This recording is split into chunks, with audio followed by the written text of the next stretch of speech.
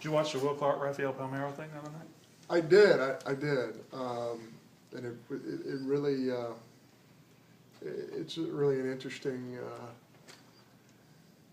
to kind of takes you back in time to how old you were and what you were doing when Rafael and Will were playing at Mississippi State. I know our fans probably felt the same way, but as a player, so many of us wanted to be part of this program because of those two guys.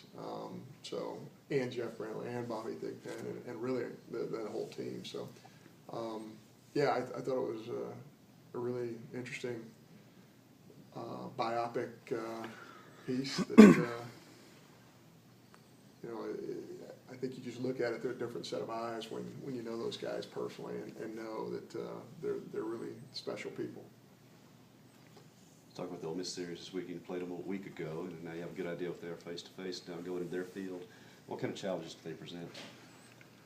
Yeah, they're a really good club, and I think in some ways our clubs are similar in some ways.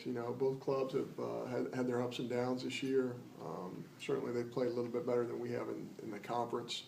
Ole Miss is a difficult place to play. They have a really nice atmosphere there, and our kids are really excited about going there. We have 6 games left, and our kids know what's at stake every time we go out there, and I think they're looking forward to this opportunity. I think last week we talked about getting some swings and misses from the bullpen. What can Hudson and Houston do to kind of create that? They're kind of swing and miss type of guys. Yeah, they really showed some glimpses in the middle part of the year and showed us more than that this past weekend. Not only from the standpoint that they pitched well, but the fact that both of them really bounced back and both wanted to pitch. So I think our whole team got a jump start from seeing those two guys go out and compete the way they did this weekend. What can you take from Ross Mitchell's performance? I know he allowed runs, but they were unearned and a couple scoreless innings, which he hasn't had in the SEC. Yeah, Ross pitched really well. He really shoved the ball in the strike zone. He got ground balls. He did exactly what we wanted him to do, and it's neat to see him pitch that well. I know he wanted to go out. His last home game, I know he wanted to go out with the ball in his hand and finish it out, and it didn't work out that way. But certainly, he wanted the ball and went out there and competed his heart out for us. Talk about the offense. I mean, you talk about swinging this way, pitching staff, but your offense hadn't had a lot of strikeouts in the last month of the season. They're getting the contact, they're getting walks. Is it just one thing here and there they need to complete the? Yeah, we've been a good contact club, but we're kind of in between. We're in between the strikeout offensively and hit the double. And when you have a 15 hit performance and you get good. Barrel to the baseball, you got to hit extra base hits in this league to have a chance to win. And that's the one thing that, we have not done as good a job as we'd like to. Some of that is personnel driven and some of that is a field thing. Some of it is the field that you're playing on.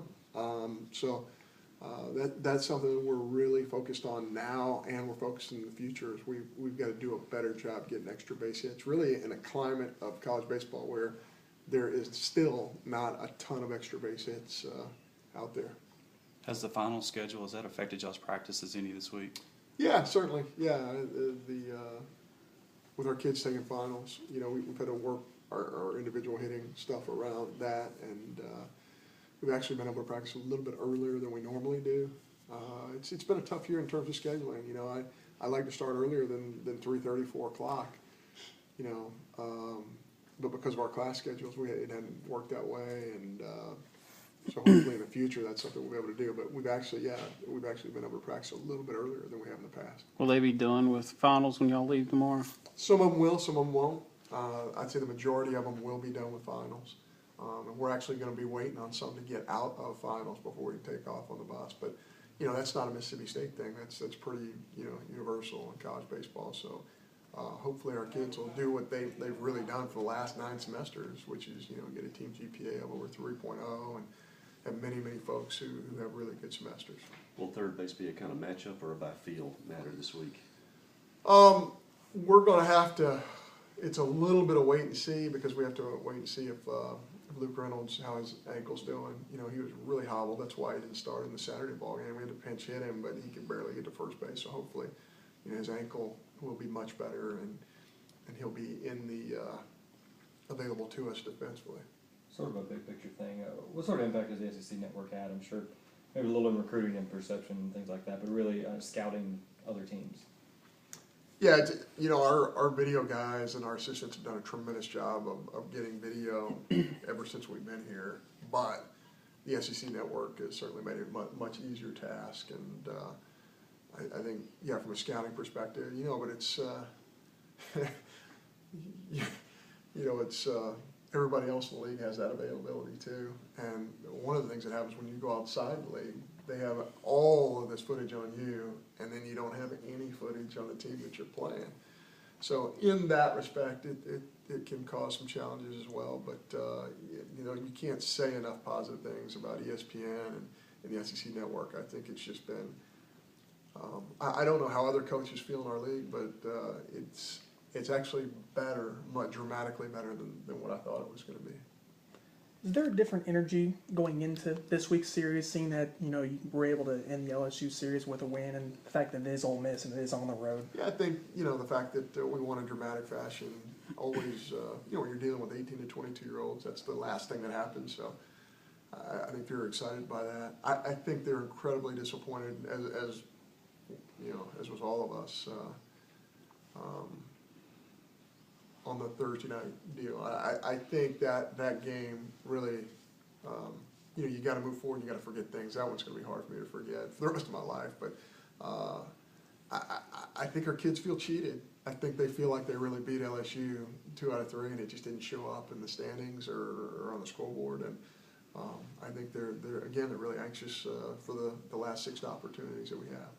You can talk about the SEC network. What did you expect it was going to be like? You said it was different than what you kind of expect, or better than you expect. You know, when you have this much footage, you have that much that you're trying to cover as a network, you just assume that some of it is going to be, you know, a little sketchier, you know, just because of it, but it hasn't been. The production, I think, has been phenomenal. When you watch as much baseball as we watch for Scouting Report and everything else, I mean, it's just really clean, first class broadcast, every one of them, and the insight that the you know, the color and play-by-play guys have, the quality of the picture, the quality of everything. I mean, it's just it's first rate, and I probably should not have expected any less, but to me it's been amazing, because usually in a first year you're trying to figure things out. I think, man, those guys figured things out very quickly, for sure.